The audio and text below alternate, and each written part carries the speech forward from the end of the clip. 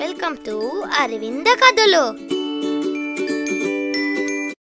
ఒక చిన్న గ్రామంలో ముగ్గురు స్నేహితులు ఉండేవారు. వారు రోజు ఆడుకుంటూ కొత్త కొత్త విషయాలు తెలుసుకుంటూ కాలం గడిపేవారు. అయితే ఆ ముగ్గురిలో ఒక అబ్బాయి పేరు మాధవ్. మాధవ్ కి తెలివితేటలు ఎక్కువ. ప్రతిదీ కళ్ళతో చూస్తే కాని నమ్మేవాడు కాదు. ఏదైనా ఒక విషయాన్ని వింటే అది ఎలాగైనా చూడాలి అనుకునేవాడు. మిగిలిన ఇద్దరు స్నేహితులకి కొంచెం ధైర్యం తక్కువ. అలా ఆ ముగ్గురు రోజు స్కూల్ కి వెళ్లి వచ్చి సాయంత్రం ఒక చోటున ఆడుకునేవారు. అయితే ఎంత ఆడుకున్నా సాయంత్రం కొంచెం చీకటి పడగానే అక్కడి వాళ్ళందరూ భయంగా ఇళ్లల్లోకి వెళ్లిపోయేవారు. అలా ఎందుకు వెళ్లిపోయేవారో మాధవ్కి తెలుసుకోవాలని ఆసక్తి ఎక్కువగా ఉండేది. అరే, మనం ఈ రోజు చాలా సేపు ఆడుకోవాలి. నాకైతే ఇంటికి వెళ్ళాలని అస్సలు లేదు. ఆడుకుందాం రా మాధవ్, ఈ రోజు ఈ ఆట మొత్తం పూర్తి చేద్దాంలే అని అనుకుంటారు. కానీ సడన్ గా చీకటవడంతో వారికి భయమేసి, అరే మాధవ్, చీకటైందిరా, వెళ్ళిపోదామా? అరే ఏంటిరా, ఇప్పుడే కదా ఆడుకుందామన్నారు, అప్పుడే వెళ్దామంటావేంటి? అమ్మో, చీకటి పడిందిరా మాధవ్, ఇక్కడ ఉండడం అస్సలు మంచిది కాదు, వెళ్ళిపోదాం, పదండి పదండి అని అక్కడి నుండి వెళ్ళిపోయారు. మరుసటి రోజు ఉదయం వారికి సెలవు ఉండడంతో తొందరగా వారు ఆడుకునే చోటుకు వెళ్లి ఆడుకుంటూ ఉంటారు. అప్పుడు మాధవ్, నేను మీతో మాట్లాడను, నిన్న ఆట మధ్యలో వదిలి వెళ్లారు. అరే మాధవ్, నీకు తెలుసు కదరా, అక్కడ మనం ఎక్కువసేపు ఉండకూడదు. అసలు అక్కడ ఏముంది?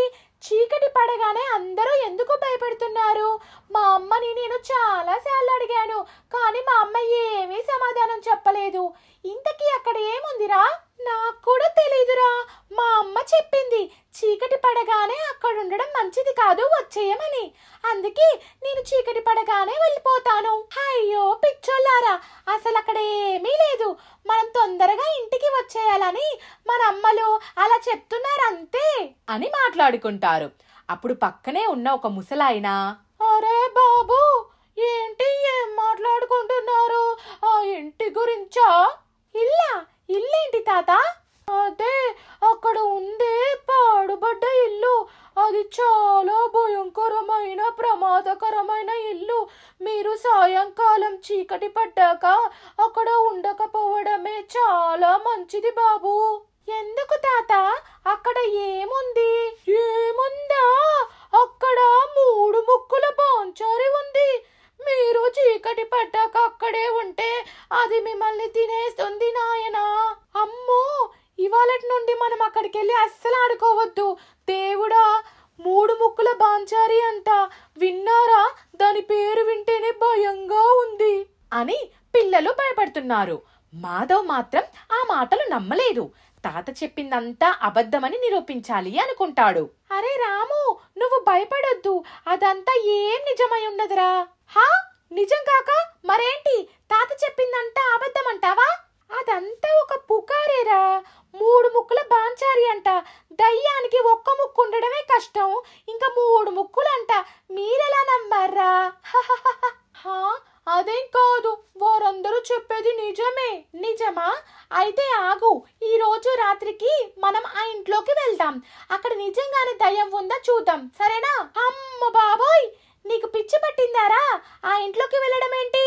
ఆ దయ్యం చేతిలో చావాలనుందా ఏంటి? అదేమీ కాదురా రాము, అక్కడ దయ్యం లేదు, ఏం లేదు. ఈ రోజు మీరు నాతో రండి, నేను నిరూపిస్తా దయ్యం లేదని. అమ్మో, నువ్వెళ్ళు, మేమైతే రాము అని అంటారు. వారిని ఎలాగోలాగొప్పించి మాధవ్ ఆ రోజు రాత్రి ఆ ఇంట్లోకి తీసుకెళ్తాడు. మొదటగా ఆ ఇంట్లోకి వెళ్ళగానే అక్కడంతా చీకటి. ఏదో వింత వింత శబ్దాలు విని రాము చాలా భయపడిపోతాడు. అరే, ముందే చెప్పాను కదరా ఇక్కడ దయ్యం ఉందని, నా మాట వినకుండా మమ్మల్ని ఇక్కడికి తీసుకొచ్చావు, ఇక మా పని అయిపోయింది. అరే, దయ్యం లేదు, ఏమీ లేదు, పదండి లోపలికి అని భయంగా వెతకడం మొదలుపెట్టారు. ఇంతలో వారికి ఒక గది లోపల తెల్లగా కదులుతున్న ఆకారం కనిపించింది. అది మనిషిలాగా ఊగుతుంది. ఇంకేముంది, దానిని చూసి వారు అరుస్తూ పరిగెత్తడం మొదలు పెట్టారు. అయ్యో, నేను చెప్పాను కదరా దయ్యం ఉందని, పదండి పదండి, దాని చేతికి దొరికామంటే ఇంకా అంతే, చచ్చామే అని ముగ్గురు పరిగెత్తడం మొదలు పెట్టారు. ముగ్గురు పరిగెత్తుకుంటూ తలుపు దగ్గరికి వెళ్తారు. ఎందుకో మాధవ్కి అది నమ్మబుద్ధి కావడం లేదు. అందుకే దాని దగ్గరికి వెళ్లి చేతులతో తాకి చూశాడు. అది ఒక ఆవు. ఎవరో దాని మీద తెల్ల రంగు బట్టని వేసి దయ్యంలాగా రూపొందించారు. హహహా, ఇదొక ఆవునా? అయ్యో, దయ్యం అనుకొని భయపడిపోయామే అని అనుకుంటారు. ఇంతలో ఒక ముసలాయన అక్కడ కనిపిస్తాడు. పిల్లలారా, మీరెంత ధైర్యవంతులు! మీ ధైర్యం నాకు చాలా నచ్చింది. ఈ ఊర్లో ప్రజలు ఒక చిన్న కట్టుకథను నమ్మి భయపడిపోయేవారు.